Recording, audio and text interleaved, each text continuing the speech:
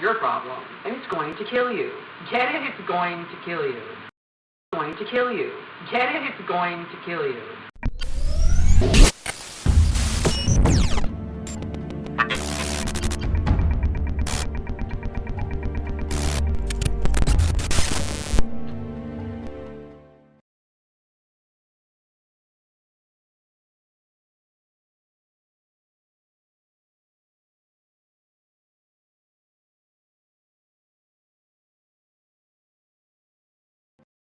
Ever felt that someone was watching you, but there was really no one there?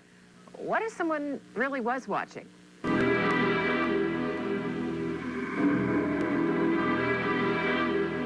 It's an entire program. It's a stalking, harassment, surveillance, torture. Marianne Stratton says she is a walking human experiment. You can't go anywhere without somebody following you, knowing they know what you buy, they know what you purchase. At this rally last summer, Stratton and others explained how the government monitors their thoughts through ultra-frequency radio waves. And like I said, they can tune it to any human that they want in this country, just like a radio frequency, an FM, like an FM station.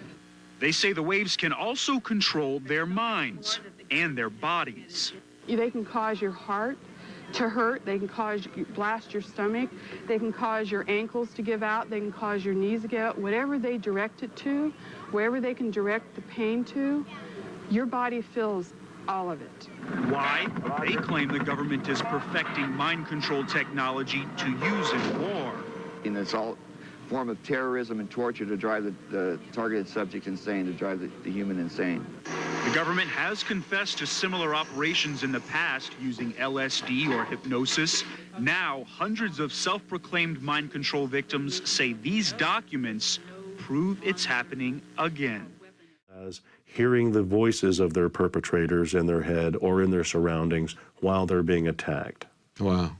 Well, let me go down the list of some of these that I came up with. We've got DARPA has a sonic projector that was reported on in 2007. Of course, it had been around for quite some time before then. Army has something they call voice to skull. We got the Air Force using microwaves to create sounds at Brooks Air Force Base. We've got the Marine Corps with their Medusa project. We've got the State Department, as reported by the Washington Post in 2005, working on voices implanted in people's heads. We've got a couple of companies, one that has patented something called hypersound. That's American Technologies. Has also got Holosonic Research Labs, also has a patented version. So the military-industrial complex has been all over this. When you see something this wide, this is not just one little research project from one organization. And this is something that 5, 10 years ago, it was being reported on in even mainstream press like the Washington Post, and yet nobody knows about this. Have you ever listened to that little voice in your head? Most people consider that their conscience, maybe their intuition. But in tonight's special assignment, Ross Blackstone explains that voice may not be yours at all. Some say it could be the government controlling your mind.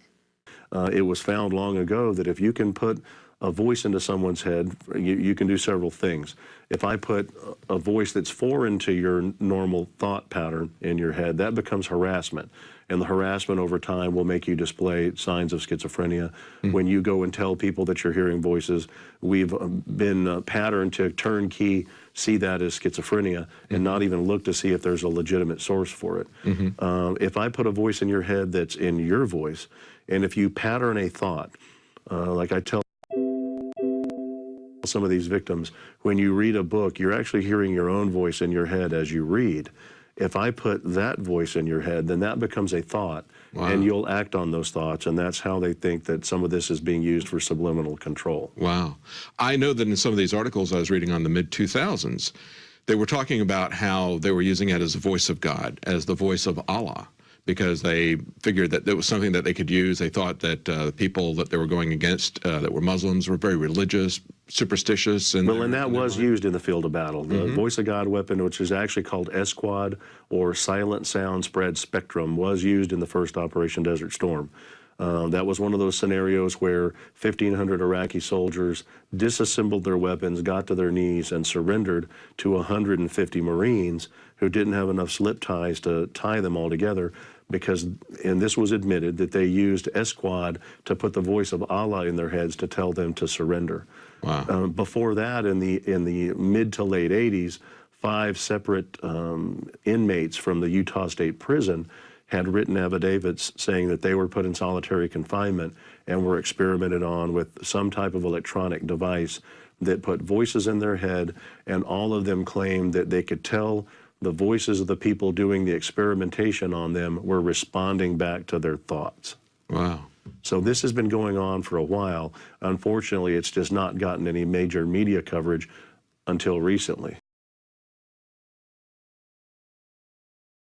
Documents from NASA, from Federal Times, from back in the 70s, the DIA, talking about how they were going to use this microwave hearing to drive political targets crazy. The past several decades, we've heard of situations when the U.S. government has experimented on human beings. Some cases have involved nuclear weapons, others, LSD and mind control. So is it possible something similar could happen to us right now without our knowledge? And anyone could be targeted. Some are uneducated people with no ties. Others have information the government wants to monitor. It could be because of law enforcement. It could be because you're a whistleblower. It could be because you were in the Army, Navy. In his latest book, Earth Rising, renowned author and speaker Nick Begich cites more than 30 patents that show mind control is possible by using light, sound, or electronic fields. As long as the pulse rate is correct and hits a window frequency. He uses an example from 1997, when more than 600 Japanese children went into epileptic seizures while watching a cartoon, which flashed a light at a certain rate. Similarly, he says if a radio wave is sent at the right frequency to an acupuncture point on the skin, it will translate into an auditory signal that is sent directly to the brain. Begich used this infrasound device to demonstrate on me. I can hear it when you press it to my skin, but not when you take it off. Right. So that's sending the signal through my skin. Through your nervous system, right into the brain, and the brain is decoding it. And so it's almost like it's right in the center of your head. And you can do that even if you weren't touching my skin? Not with this device, but if I were using a microwave carrier at a distance, we could achieve the same thing. He says the sound could then be used to control my behavior, and the waves can be sent through any energy source, radio towers, indoor lights, especially the internet. It would be difficult to target specific people like Orr, Stratton, or Welsh. To target an individual, you really need some line of sight, and you'd need to use something like a microwave carrier. But he says people can be controlled en masse. The question then is, has the government used the technology? Begich says yes. See, I am a victim of covert harassment and electronic harassment and gang stalking. I'm what's called a targeted individual. I don't get to have a normal life because I'm a targeted individual. I don't get to have a wife and kids and a career where I get to rise and fall on my own merits. That's not what targeted individuals get. What we get is grief and pain and hardship and loneliness. And it's not fair.